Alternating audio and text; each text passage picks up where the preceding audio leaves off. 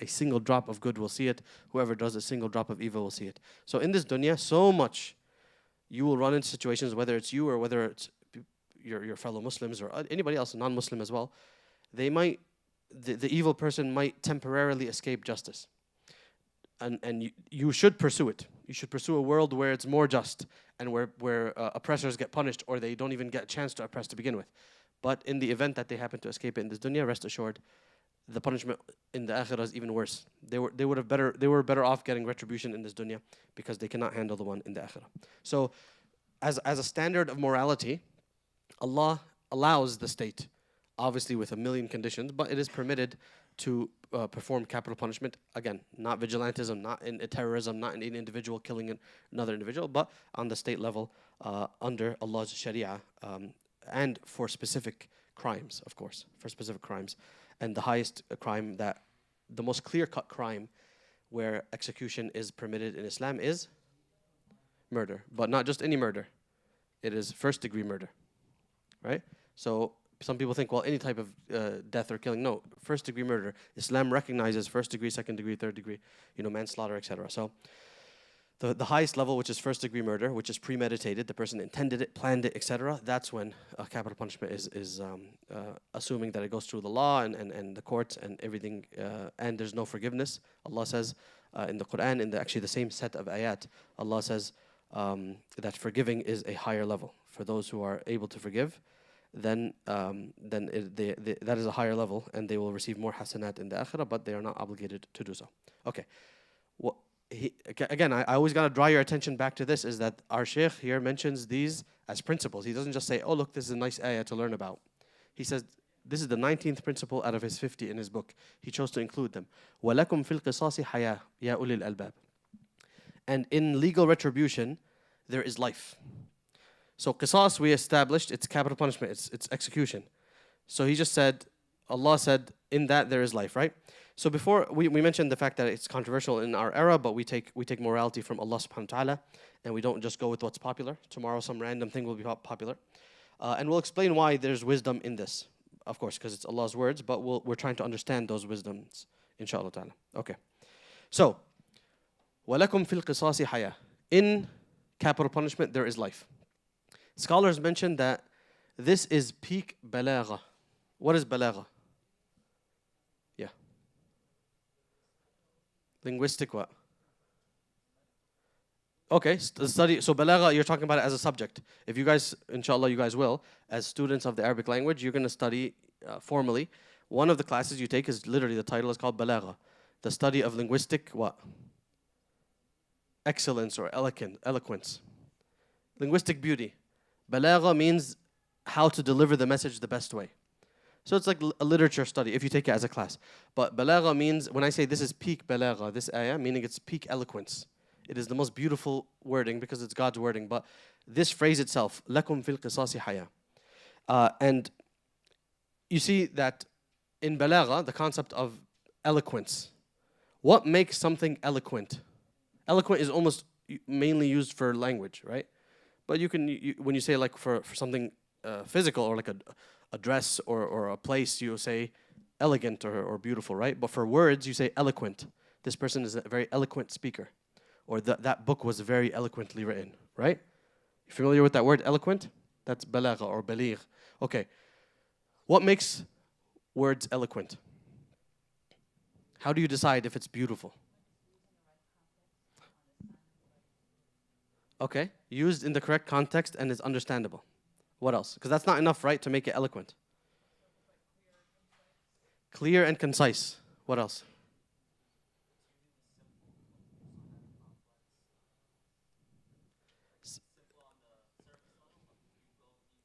You can still dive deep. Simple yet complex. There's a word for it. It begins with a P. Profound. Well, poetry is, yeah, but profound. Profound is like it's simple yet deep. Like some people think that they just make something more complex, then they sound smarter. Yeah, unfortunately, they will sound smarter to people who are dumber than them. But if somebody's actually eloquent, they'll say, what are you saying? It's word salad. You just said 15 words. You didn't make any sense. But it works on some people, unfortunately. But the Quran is not like that. Allah says, بِلِسَانٍ عَرَبِيٍّ مُبِينٍ. Allah sent down the Quran in a clear Arabic tongue.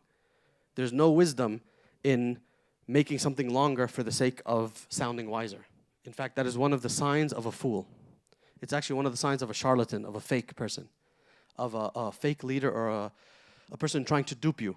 This is actually a life lesson. If somebody's trying to dupe you, they try to make it more complicated because they sound smarter, and they don't actually explain to you. Because if they explain to you in simple terms, they'll be like, I just want to rob you. I just want your money. But nobody's going to accept that. So they have to say, no, you don't understand. I have the credential, the temperature, elevation here and there. And they have to just, as much as they hide behind, eventually you're like, man, he knows what he's talking about. Give him your credit card, right? So Islam is the exact opposite. Allah said that He sent every single prophet بِلِسَانِ قَوْمِهِ in the own tongue of their own people to speak as simple as possible. And the Prophet ﷺ, he said, أُتِيتُ جَوَامِعَ الْكَلِمِ, I was given comprehensive speech. Excuse me. And Ali radiallahu anhu said, خَيْرُ الْكَلَامِ مَا قَلَّ وَدَلْ. Ali used to say, the best of speech is that which is short and concise and delivers the message. Right? And the Quran is exactly that. There's nothing wasted in the Quran. What else? So you guys have talked about the meaning so far. What else makes something eloquent? We're missing one aspect, which is the beauty, the flow. You can say that? Oh, go ahead. Universally relatable. Okay, awesome. You guys are all talking about the meaning, which I like a lot. This is good. This is what we all experience in the Quran, right? We could read an ayah and then read it 6 months later or a year later, or once a major event happens in your life, or you're a parent now, or you've moved now, or you're no longer living with your parents and life is different, and it delivers a new message now. So you guys I love that. The meaning is the most important part of the Quran. But there's the beauty, the flow of the words. There's a reason why we recite the Quran. And a non-Muslim will say, hey, what are you singing? Right? You're singing, you're reciting. So there's the beauty of the sound. Because some words are profound in meaning, but they're not beautiful. They're just, I guess you can call it boring. Like just normal knowledge when you go and sit down and read a book. It's not beautiful and eloquent. It's work. But the meaning is what I'm seeking here, so I'm going to put in the work, right? That's most of knowledge, correct? And then there's words that are beautiful in flow and sound, but in meaning, they're absolute trash. What's an example? Music, yeah. The modern entire music industry, 90% of it, pure garbage. Not only is it garbage, it's satanic, and we're finding out more and more. I remember I read an article from, I don't recall. You got to look it up. But it was about psychedelics, psychedelic drugs, LSD and mushrooms and whatever. And they were saying rock, the 80s and rock music was like absolutely, before the 80s too, right? Rock music was absolutely king, and rock and roll was the best height of stardom. And they wrote, this person interviewed a bunch of these rock stars, and they said that a sizable chunk, I don't know if it's most, but I don't remember the words in the article, but they said many of our hits, top hits that they wrote, the best music that they wrote was when they were high on psychedelics. And if may Allah protect you from those drugs, but that's not just some normal high or drunk. That's like they're completely out of this world. They're seeing things, they're imagining things. They're just completely gone. And they wrote their best hits and whatever. So people are all brainwashing themselves, plugging into your ear and listening for 2 hours on end to something that this person wrote when they were in their lowest, most foul state, when they were just rolling around on the ground, not even understanding their own name. And you say, subhanallah, this is satanic. And then what we keep uncovering, or what keeps getting uncovered in the news about these people, that they're the most foul people with their sexual deviance and this and that and their satanic rituals. You're like, wow, these are the people who control the minds and the hearts of the youngsters this generation, right? So they've mastered the art of sounding really nice while saying the most foul stuff. True or false? And people just dance to it, and not just dance to it. They say, hey, I'll plug it right here. I'll put one right here, so it can hit me right there and just completely brainwash me all day, every day. And by the way, this is true. These companies have filed patents, and they have been awarded patents for, what is it? Mind control, something or the other. If you look it up, it's really crazy. Some level of tampering with the electromagnetic waves of your brain. These patents exist, and they filed for them, Sony or Panasonic or one of these companies. It's insane. So they're ready. They're ready for the next stage of taking over your mind through these satanic mind control. All right, Bismillah. So words can be boring but profound in meaning. They can have bad flow or just not normal flow, and not so beautiful, but they can have profound meaning. Or they can have beautiful flow and then terrible meaning. And then the Quran mixed both beautiful flow and beautiful meaning, and deeply profound meaning that never ends, right? So that's Allah subhanahu wa ta'ala's peak eloquence. Okay, so very quickly, وَلَكُمْ فِي الْقِصَاصِ حَيَاةٌ. In qisas, in capital punishment, there is life. Tell me one reason why this is peak eloquence, this very simple phrase. Yes. Yes, Jazakallah khair. Yeah, it's paradoxical. By killing somebody, there's life. In killing somebody, there's life. That's the exact opposite of life. That's death, right? So obviously there's a deeper meaning that we're about to uncover. If somebody says this to you, some drunk guy in the street, you're like, hey, shut up, man. Like, you know it's coming from a foolish source, so there's no wisdom here. But if it's coming from the Creator subhanahu wa ta'ala, you're like, well, there has to be something much deeper here. وَلَكُمْ فِي الْقِصَاصِ. Allah says, lakum, antum, O people, there is life for you all in the killing of this one person. So that's exactly what I was looking for. That's why it's peak eloquence. Allah makes a paradoxical statement that is 100% true, right? So, and notice Allah didn't say in the killing of a person there is life. He said in qisas. By the way, one of the meanings of qisas is when you say retribution, that's correct. It's equalizing. The word qisas meaning equalizing. So there's been a deficit here. When somebody murdered the other person intentionally, there's now a deficit. There's a problem in society. There's a fire burning. So there has to be an equalization. Something has to happen. Otherwise, this fire continues to burn. So Allah says, وَلَكُمْ فِي الْقِصَاصِ حَيَاةٌ. In which case, there is haya, there's life in doing this qisas. So Allah says, وَلَكُمْ فِي الْقِصَاصِ حَيَاةٌ يَا أُولِي الْأَلْبَابِ لَعَلَّكُمْ تَتَّقُونَ. And in legal retribution, there is life, O people of understanding, so that you may become righteous. All right, so let's look at this on several levels. The first is the societal level, because Allah says, lakum, this is for you, this is law. So this is part of the ayat, what's referred to as ayat al-ahkam, the ayahs that have law in them. That law was, because not every ayah in the Quran you can extract law and sharia. And it's about 10% or so of the Quran where the ayat are very clear-cut laws. Okay, so the first point is on a societal level. If you look towards countries the countries that have either abolished capital punishment, like pretty much all of Western Europe, or they have almost abolished it, or they're against it, like America and Canada, I think already canceled capital punishment. You would think that the murder rate would go down in those, because the whole point of abolishing it is a merciful thing. We're more civilized than to kill people on the state level, right? That's the whole concept behind abolishing capital punishment. True or false? So what would you think is the natural result of that? What are they hoping to achieve by that?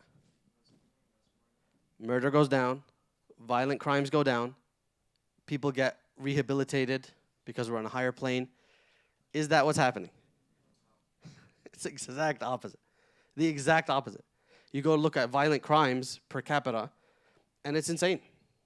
Absolutely insane in these countries where, wait, the whole point, you claim yourself to be more merciful than God, وَالْعِيَاذُ بِاللَّهِ, right? Because in these people's books, in Christianity, in Judaism, and every religion out there, capital punishment exists. They know it's divinely ordained. It creates a law and order. I'm not saying each government is going to do it justly. I would argue that most are not going to do it justly, which makes an argument, by the way. It's not, Yusuf, it's not a failed argument to say that if there's if there's enough dhulm, then we can stay capital punishment, or we can rediscuss it, or if the wrong people are in power and we have the ability to vote against it or whatnot, then we should. No, that argument can be had, but when we talk on a moral level, some Muslims unfortunately have been tricked, have been psyoped, right? They say, oh no, on a moral level, I don't agree with this at all. No state should ever have the power to kill somebody. No crime. No crime deserves the killing of a person, even if they have been proven guilty beyond the shadow of a doubt. Or they'll tell you, and this is just a side note, they'll say like, well, no, I don't believe in killing animals to eat them. I've been convinced by the vegetarian argument.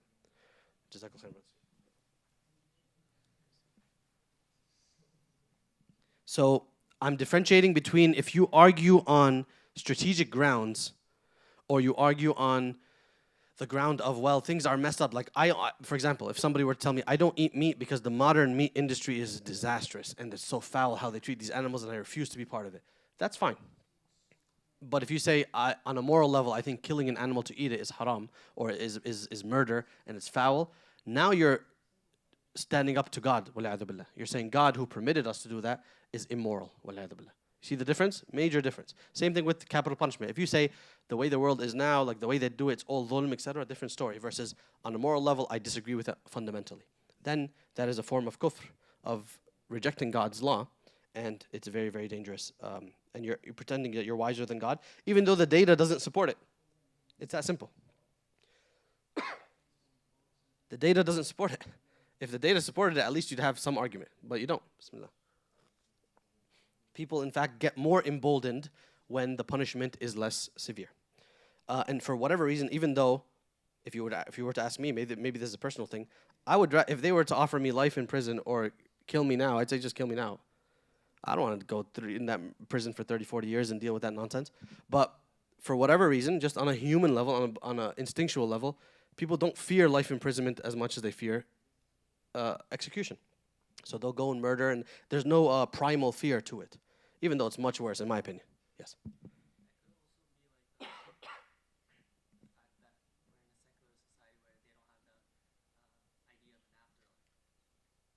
That's a good call. That's actually 100%, definitely, certainly tied to it.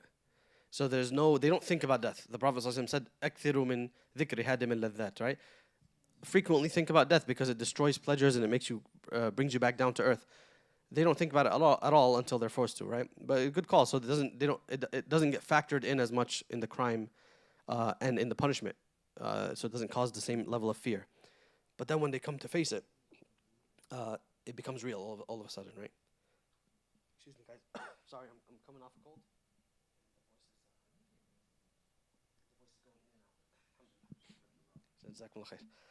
Okay, let's continue. وَلَكُمْ فِي الْقِصَاصِ حَيَاتٌ يَا أُولِي الْأَلْبَابِ. All you who think, all you people of thinking hearts, Allah says, think about this and reflect. This actually brings life.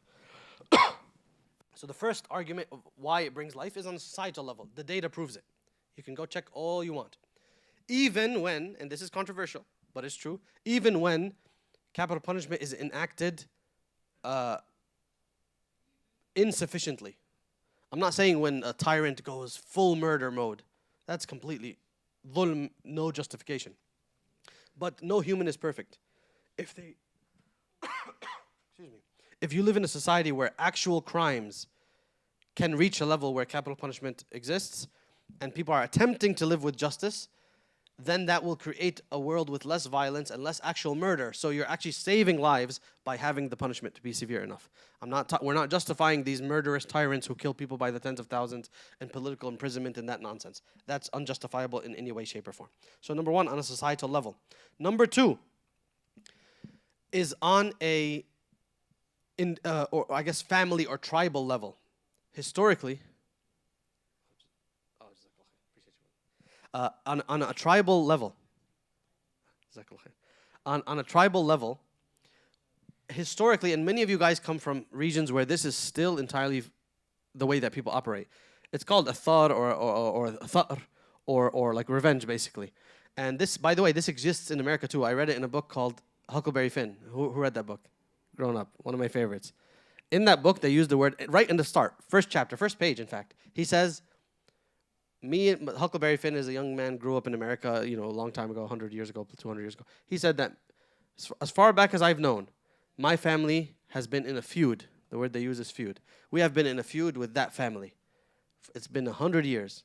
Nobody remembers what the feud started for, but all we know is every now and then we kill one of theirs, and every now and then they kill one of ours. And it's been going on 100 years. And we just don't know when it's going to stop. That's how feuds work.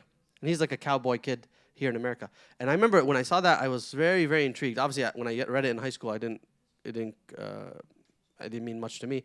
Later, when I was studying this, I said, wait a second, I remember that. It's not just an Eastern thing. It's all over the world. It's human nature. So the idea was, back before modern nation states, if you kill one of theirs, a murder happens, they have to get their retribution. They're not going to let it slide because now they're weak. Now anybody can pick them apart.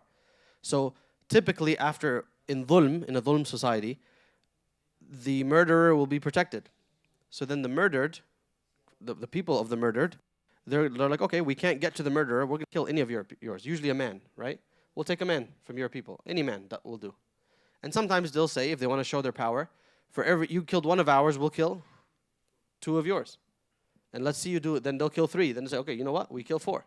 And then everyone is walking around unable to show, to walk in peace. This happens here in New York, by the way, and in other major cities. In what form? Gangs.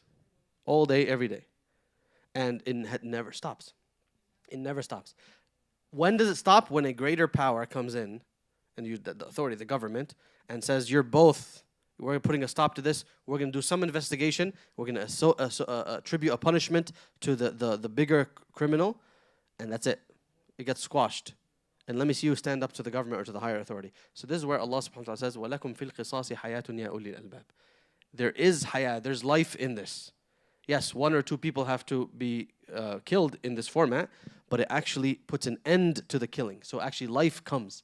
And people can actually walk safely now and get back to business and get back to work and get back to normal life and get back to their women and children and so on and so forth. So this is something that happens all over the world. Nobody dare tell me, oh, the civilized world is beyond that. The civilized world is drowning in it.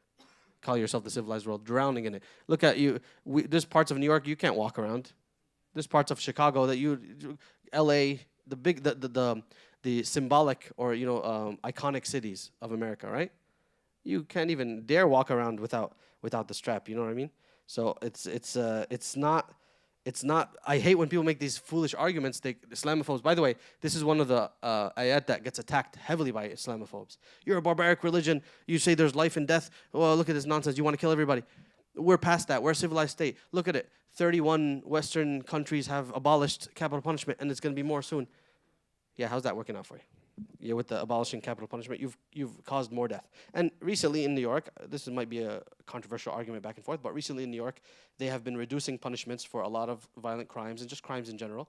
And it's been getting worse and worse because people feel emboldened by knowing that the punishment is not severe enough for their crime. Now, of course, that's a bigger discussion that is perhaps only tangentially related here. Okay, and finally, because I want to give time for the professionals situation. Yes, final thing I want to say.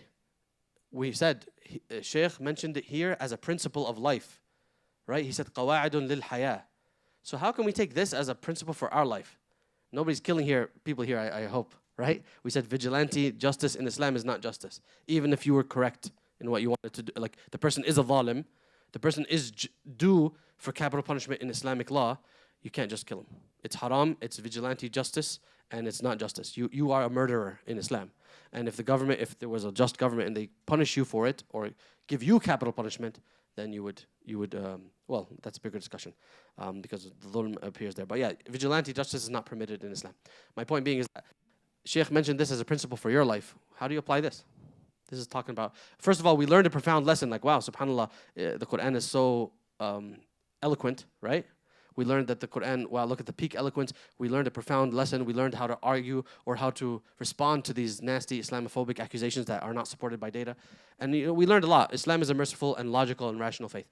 But now how do I apply this principle to my life?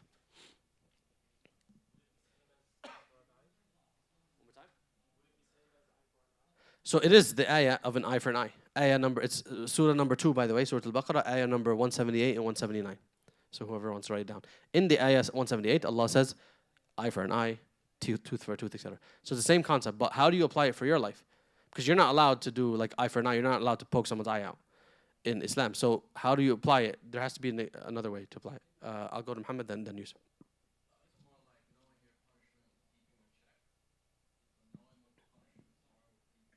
So for you, it helps you plan ahead, like, okay, but the phrasing here is not fear the punishment of God. It says there's life in a capital punishment or in a retributive punishment, retribution. There's life in that. So, you have a thought? Yes. Because, again, your context clues is that he wants you to use it as a principle. So,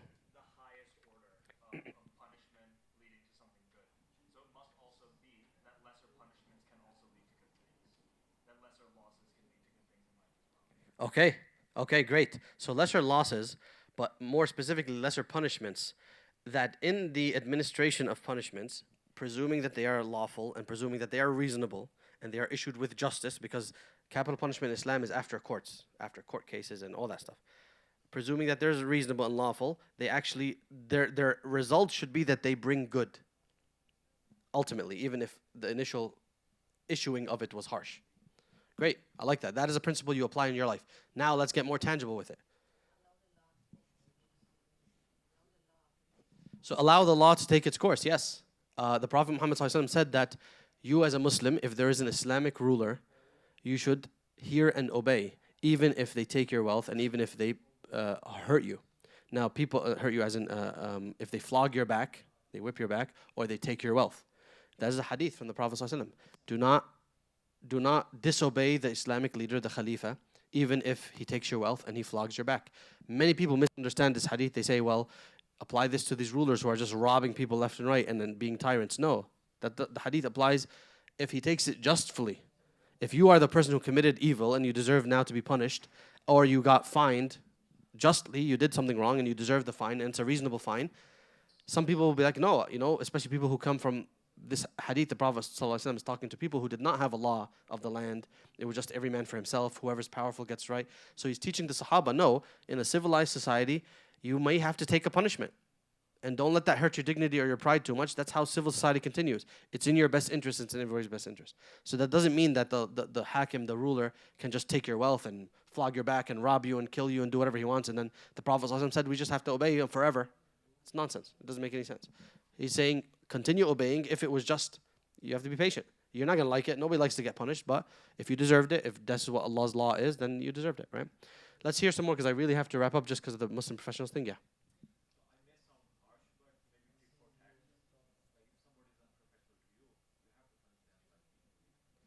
This is interesting because the concept of punishing individually, it's maybe we'll have to have a whole conversation on it. Because Islam does not recommend punishing on an individual level. Obviously, there's limits and your dignity, do not let anybody step on your dignity and so on and so forth. We talked about that all of last week or 2 weeks ago, right? We said that the concept of you're not in a position to be merciful when you're the weak one. And you say like, I want to be profound and merciful. He's going to step on you again. They don't understand that language. You be merciful once you've shown him your power. But in this case, the idea of tit for tat is not necessarily an Islamic one because Allah says in that same series of ayat, Allah says that if you forgive, it is better for you. So maybe we have to have a whole convo on this. But I hope last week's convo, I don't know if you were there, is definitely contributes to this. You need to create strength, but that doesn't mean you need to punish each time. I'll go here and I'll come back. Sisters, how do we apply this to our life as a principle?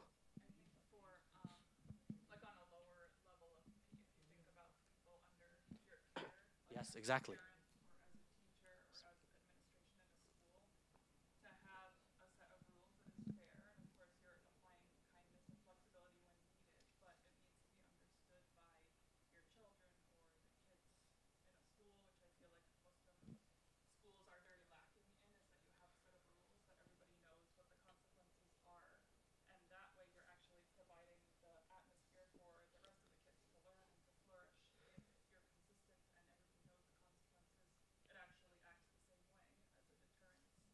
Absolutely. Jazakumullah khair. That's exactly what I was looking for. You guys heard over here in the back? وَلَكُمْ فِي الْقِصَاصِ حَيَاةٌ. When you punish, after you've assessed that it was just, you've actually brought life back. So you may have to expel that kid, even though you really, as a teacher, you have a natural heart. You're like a natural heart towards helping. And you're like, I could save this kid over time. But if the damage has gone too far, and this kid's continued presence in the class, and you went through warning number 1 or whatever your order of operations was, the rules have reached a level where it's time to kick them out, and their parents say, please, if he goes to the street, he's going to get worse. And they pull on your heartstrings, and you make the assessment. This is for the greater good. And you have to make that hard decision as a leader. And وَلَكُمْ فِي الْقِصَاصِ حَيَاةٌ. There's going to be life now. It's better for the greater good. And this is usually a decision, almost always, that should never be made by one individual because your bias, your temptations, you're incorrect, you were angry that day, whatever, right? So you leave it in a shura, and it usually is not made immediately, right? But that's exactly what it is. Allah says this is a principle for life. Sometimes you have to cut off the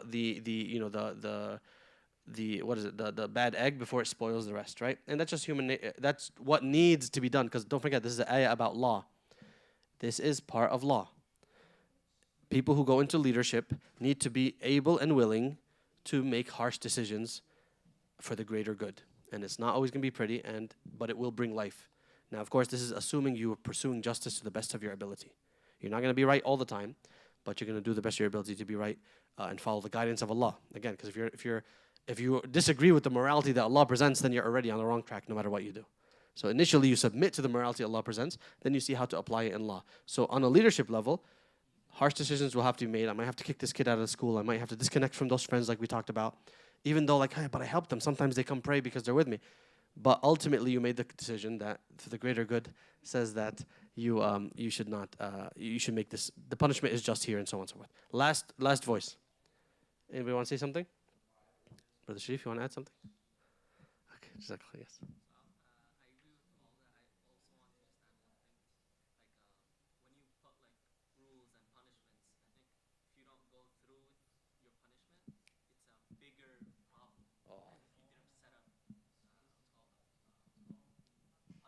Yes, you've experienced this for sure. No, inshallah, may Allah bless you and your children. This is absolutely, I cannot stress this enough. If you are in charge, as our sister mentioned, it's like it's transparent, the rules are known. Once you've established rules, you cannot falter on them out of mercy because it sends a message that this is flimsy, you can get around it, and that immediately breaks all value that the rule has. Even if you apply it later, now you get accused of injustice. Why did you apply it to them and not this person? Why this? Why that? You've opened the door of weakness for people to attack you because you did not take that decisive action. When you've already you established the law, you gave them the room, and so on and so forth, right? Jazakallah khairan. So yeah, tough decisions are made by leadership. It's not easy, and it's not always fun, and there's always some consequences. But وَلَكُمْ فِي الْقِصَاصِ حَيَاةٌ, inshallah, over time, or as a greater picture, you will see life in that, or you will see the value grow. So think about it. How do you apply this into your life where tough decisions must be made, but for the greater good, once you've established? There's a lot of times, last thing I'll say, there's a lot of times in our life, you listening, fellas? A lot of times in my personal life, and I'm sure in yours as well, where you've already established that this decision has to be made. I need to cut this thing out of my life, or this person, or this avenue, or need to make this move. You already, in your mind, you're done. It all checks off. And then you just hesitate for weeks, months, years, and the damage is spreading, the corruption is spreading. You already know it should be done, but you just can't get yourself to do it. And that's where the courage is needed. You got to rip off the Band-Aid before it gets worse, right? So may Allah Ta'ala allow us to benefit from the wisdom of the Quran. May Allah Ta'ala make us people of the Quran. Jazakumullah khairan, everybody. I will pass on the mic now to our brothers. Who's coming up? Sayyaf Ibrahim. They're going to come up, inshallah. So remember, we talked about this Muslim professional initiative. So they're going to